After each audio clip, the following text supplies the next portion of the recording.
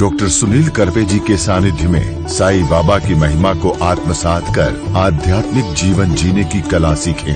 देखिए साईं वाणी आस्था भजन पर प्रतिदिन प्रातः 7:20 बजे, आस्था पर प्रत्येक रविवार प्रातः 8:20 बजे। संपर्क सूत्र 9604050607।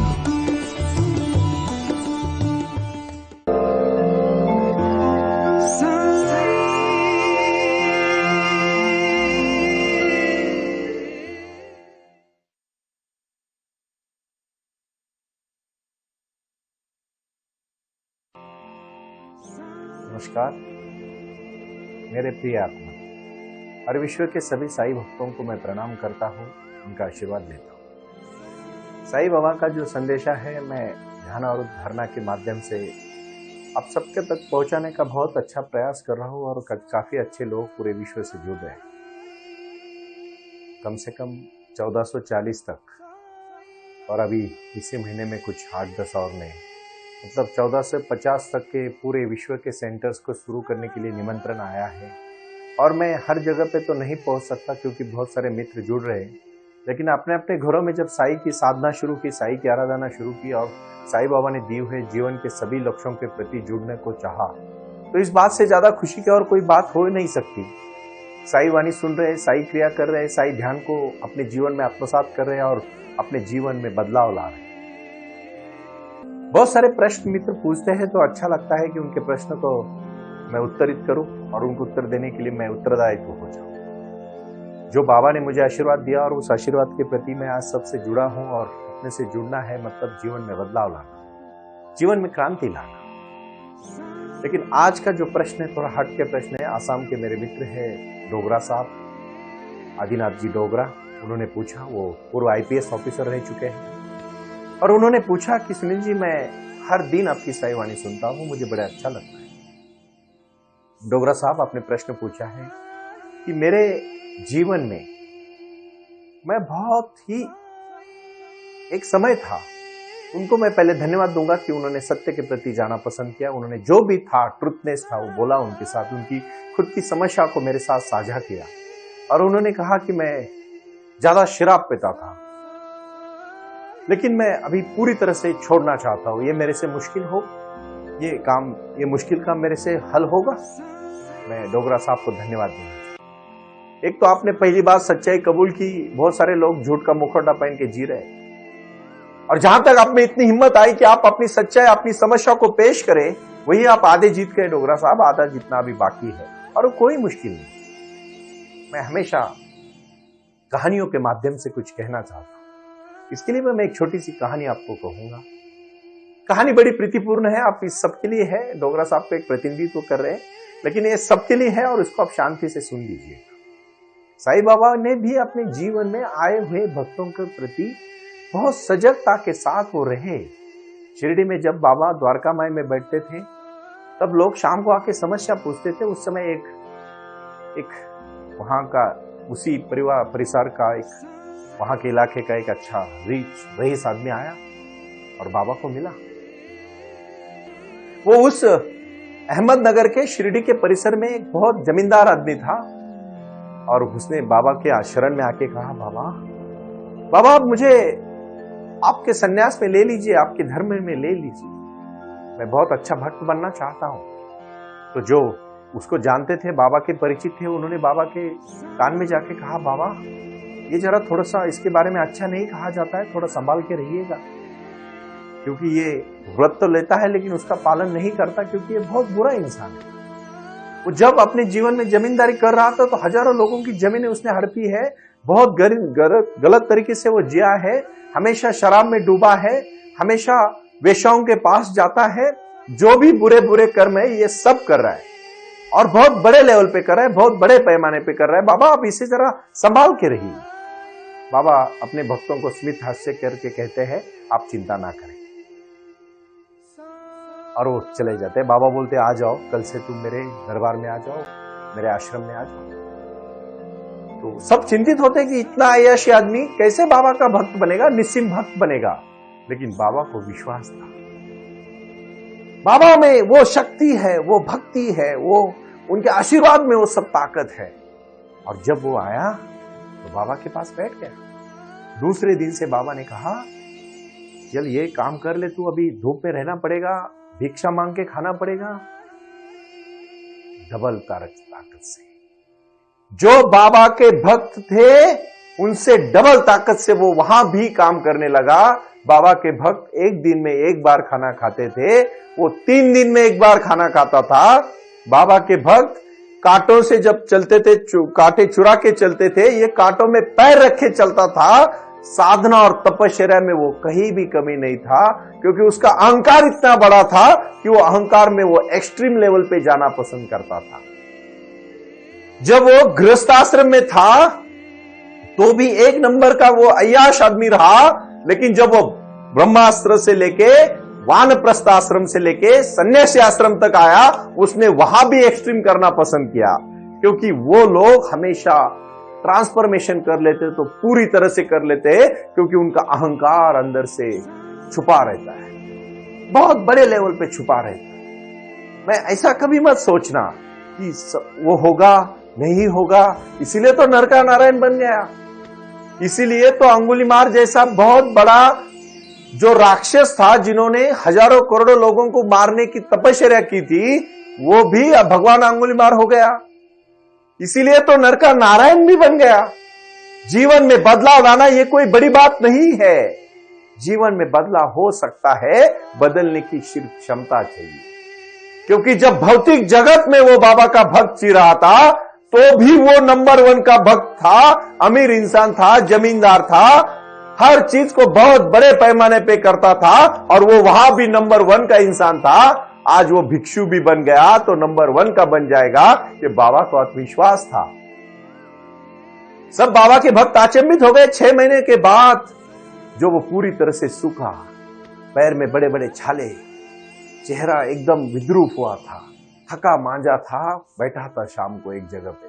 बाबा रात को उसके पास गए और उसने कहा, मैंने सुना है कि तू जब जमींदार था तो बहुत अच्छी वीणा बजाता था। उन्होंने कहा, हाँ बाबा, मैं बहुत अच्छी वीणा बजाता। बाबा ने कहा, अगर वीणा को बहुत कस के बांधा जाए, उसकी तार को बहुत कस के बांधा जाए तो वीणा बजेगी? बोले, कैसे बजेगी? इतनी कस के बांधेगी तो नहीं बजेगी, और बहुत ढीली छोड़े तो भी नहीं बजेगी।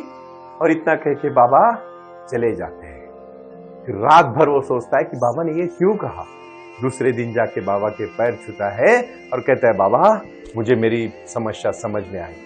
कुछ भी एक्सट्रीम मत करो, क्योंकि जब तक वीणा टाइट बहुत जोर से कस के बांधी थी तो भी आवाज नहीं आएगी, और ढीली छोड़ी थी तो भी आवाज नहीं आएगी। जब मध्य मार्ग में होगी तो ही आवाज आएगी। जिंदगी का भी यही है, अति भोगोगे कुछ नहीं कर पाओगे, एकदम वानप्रस्थ में रहोगे वो भी कुछ नहीं कर पाओगे।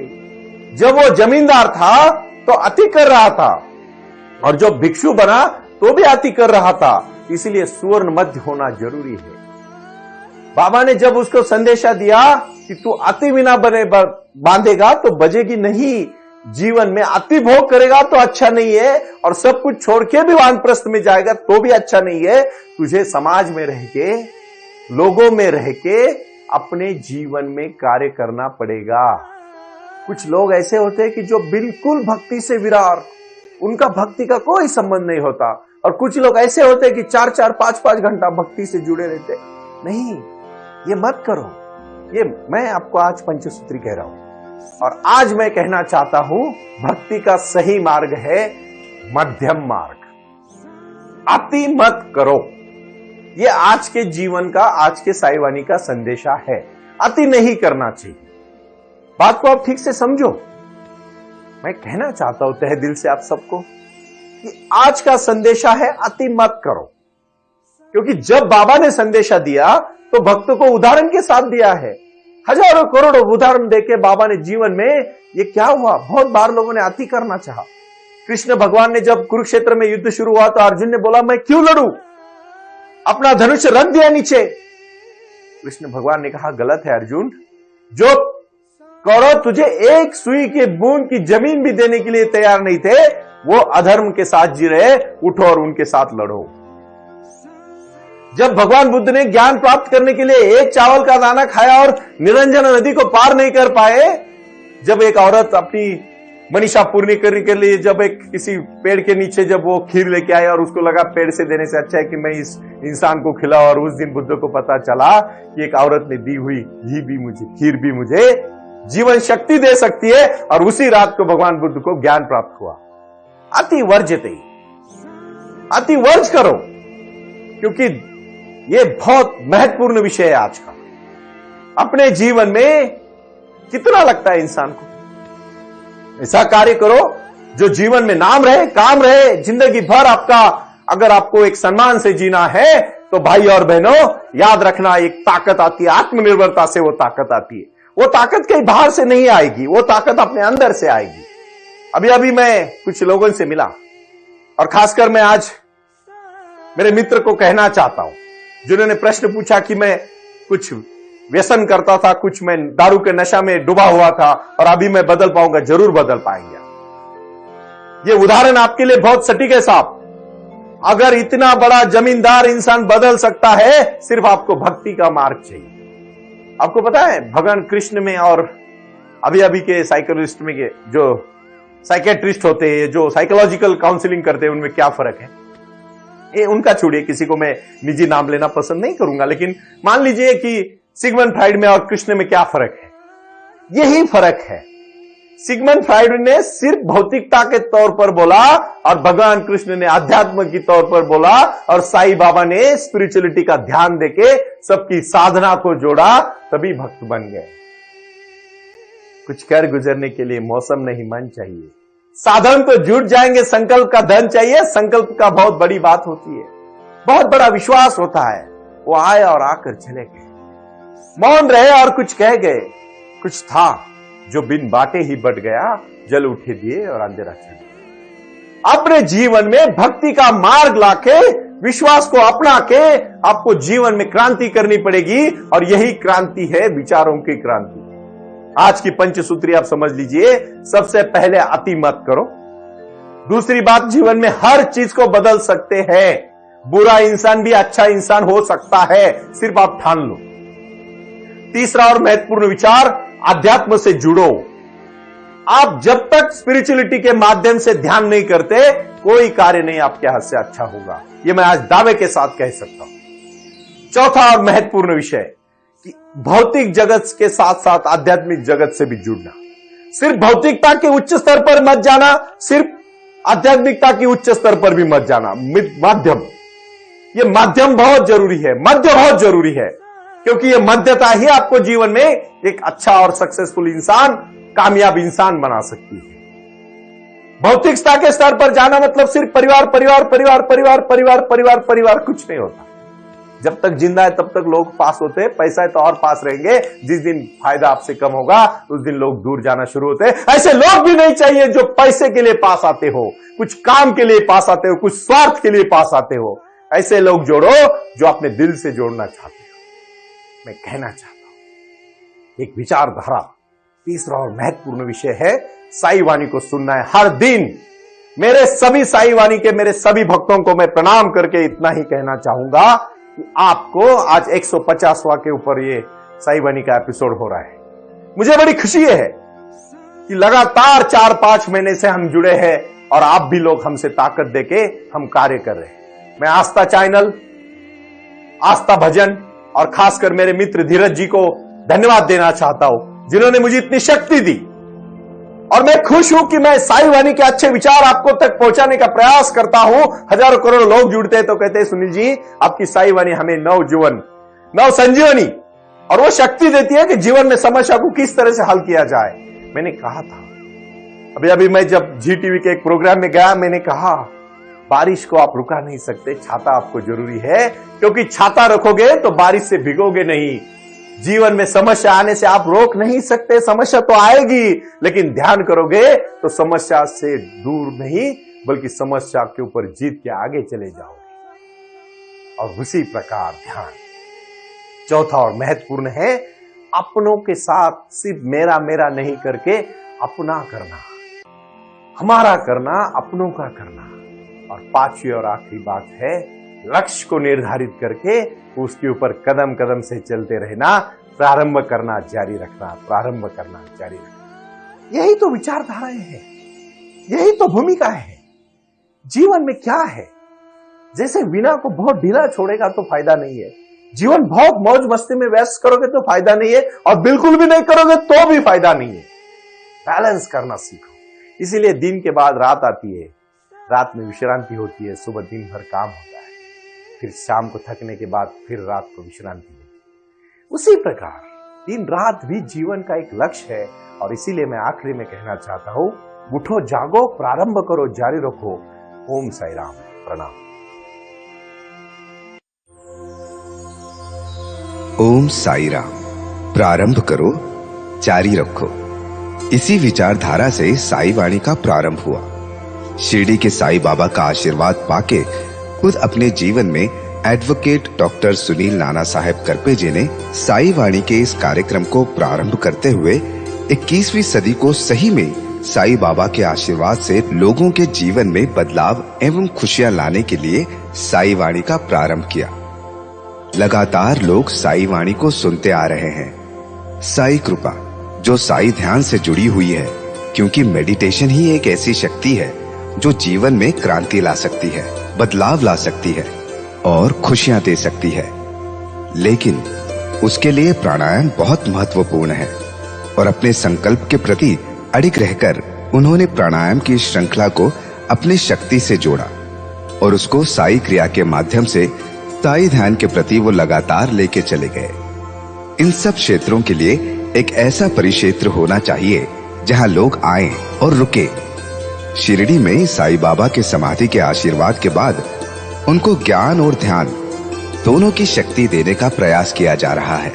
इसीलिए साई बाबा की 65 फुट हिंदुस्तान की सबसे बड़ी प्रतिमा बनाकर वहां बाबा का मेडिटेशन सेंटर खोला गया है। साई आंगन इस नाम से यह जाना जाता है।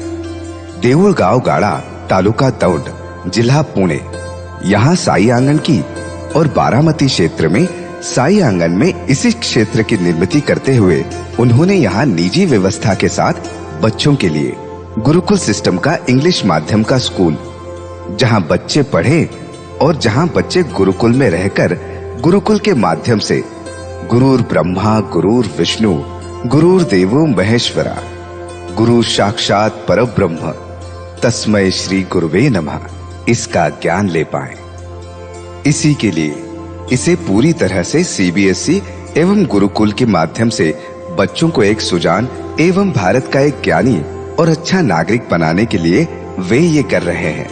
उसी के साथ हेल्थ इज वेल्थ कहते हैं कि शरीर ही सबसे महत्वपूर्ण संपदा है और उस संपदा को आयुर्वेदा के माध्यम से लोगों को जोड़ना चाहिए। इसीलिए उन्होंने यहाँ साई वाणी आयुर्वेदा हॉस्पिटल की भी निर्मित की है और उस कार्य के लिए वो पूरी तरह जुड़ चुके हैं। पूरे विश्व से लोग साई क्रिया और साई ध्यान के माध्यम से जुड़ रहे हैं और इसीलिए उन्होंने साई वाणी trust.org इस ई कॉमर्स की भी स्थापना की है। इस ई कॉमर्स के माध्यम से हजारों करोड़ों भाई बहन को उन्होंने व्यापार करने के लिए प्लेटफॉर्म दिया। उनकी कला, उनकी क्षमता, उनका ज्ञान लोगों तक पहुंचाने के लिए साई वाणी trust.org बहुत बड़े लेवल पर महत्वपूर्ण प्रयास कर रहा है। इसीलिए यहाँ आए। ये बाबा की नगरी है। यहाँ बाबा का विज्ञान, बाबा का आशीर्वाद एडवोकेट डॉक्टर सुनील नाना साहेब करपे जी के साथ लोगों तक पहुंच रहा है। हमसे जुड़े रहने के लिए आज ही साई वाणी के ऑफिशियल यूट्यूब चैनल को सब्सक्राइब करें या अधिक जानकारी के लिए संपर्क करें 9604050607। ओम साई राम। प्रारंभ करो, जारी रखो।